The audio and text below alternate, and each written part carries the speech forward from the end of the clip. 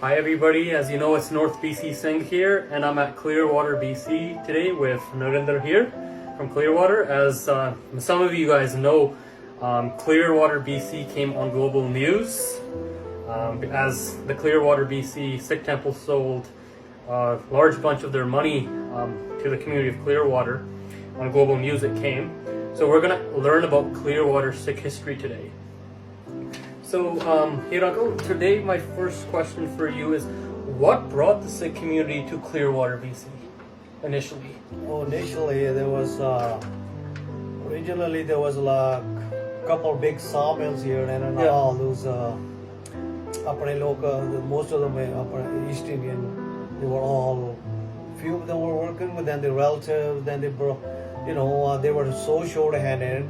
And then they tell everybody, anybody looking for a job, will come to Clearwater. We're going to be Ovola there. There's a sawmill there, and then there's a jobs available.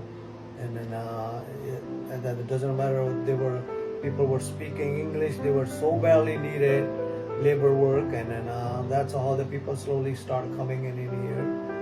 And I think they started in 1966, my dad came here. Wow. Yeah, in 1966, my dad came here working here, and then he couldn't speak a word of English, and they needed so badly, and he just came in, and they put him into work right away.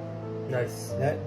And that time that was a big sawmill in Ovola, and then they used to call that the KP Timber Products. Then after a few years, and the warehouser came along and I borrowed KP and then I moved to Wavenby.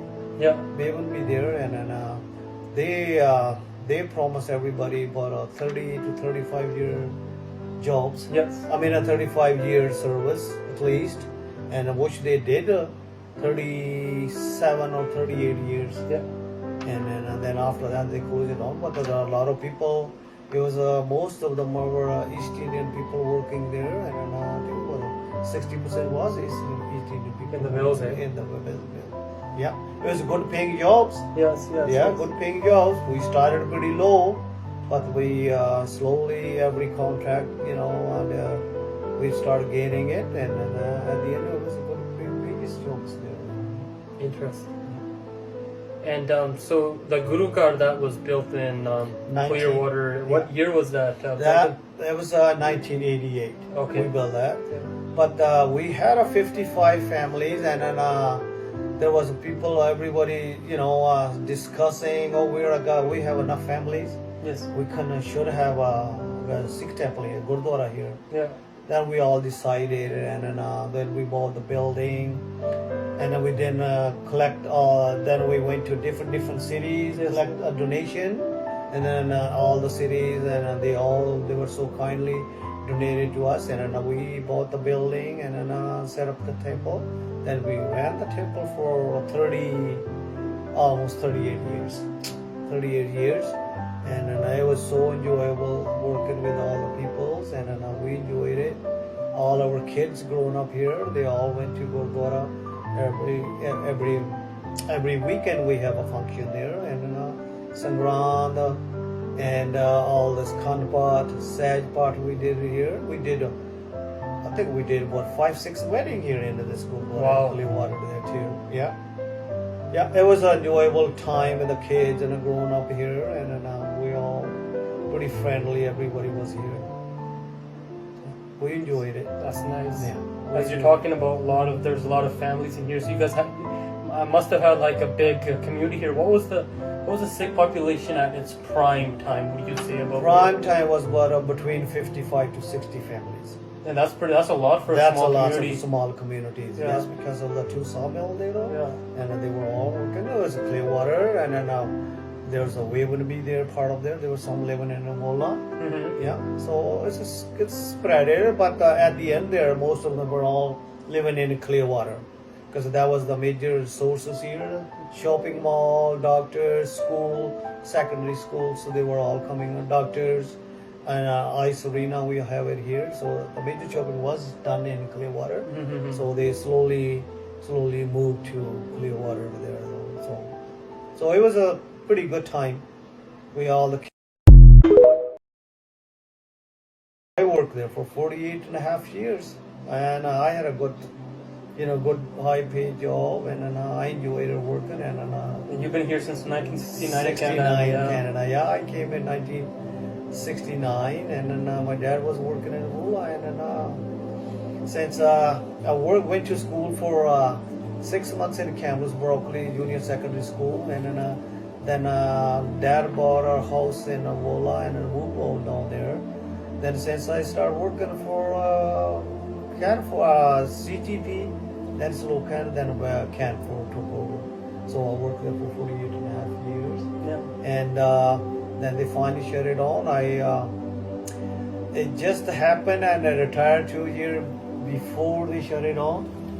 It's just the way it worked out. Yeah. And my dad was 100 years old, and then that time I spent with my dad 2 years, and then you never miss that time. I enjoyed with my last 2 years with my dad.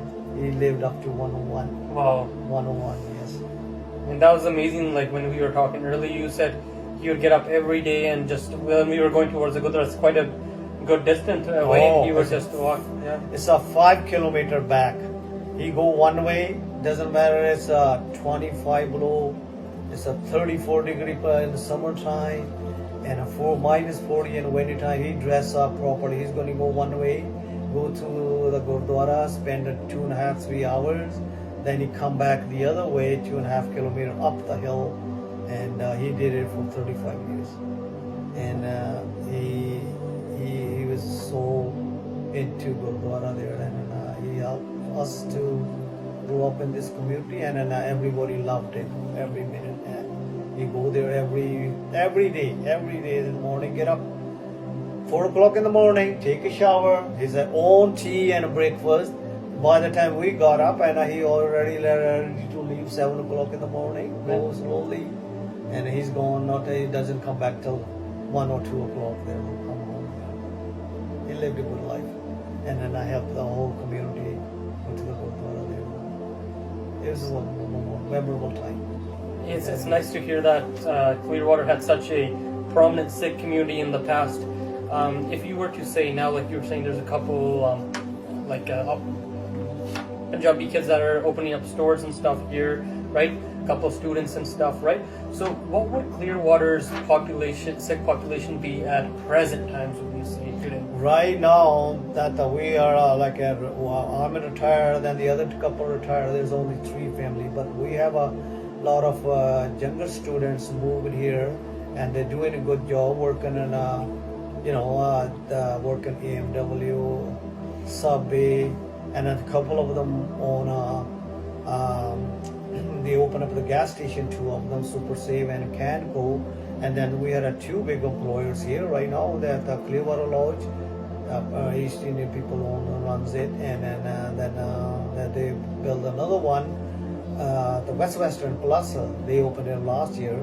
So it's quite a few people moved in here, but they all it's working right now, and they don't have enough time to go to the Gurdwara. So by the time we closed the Gurdwara, because there was only 3 of us left at the end there, though few of them we asked if they can look after, but they said no, we don't have enough time. We just moved in here, and it was a tough time, a tough decision to make, to sell the building, and it was a tough time. We had a hard time to closing down, but at the end we have to, because You have to make a decision. Yeah, we go to the Gurdwara last 5 years, and then we sit there having a coffee. Only 6 of us, 2 ladies and 3 ladies, or 4 or 5 of us. Having a congregation and then a sangran, and we just sit there and discuss and what we're going to do. Finally, we decided that we have the Maharaj Di Beard, the Guru Granth Sahib moved when we should close the Gurdwara, and then send it to Kamloops. It was a hard decision there, though. I don't know, everybody had a tear in the eyes to close the building.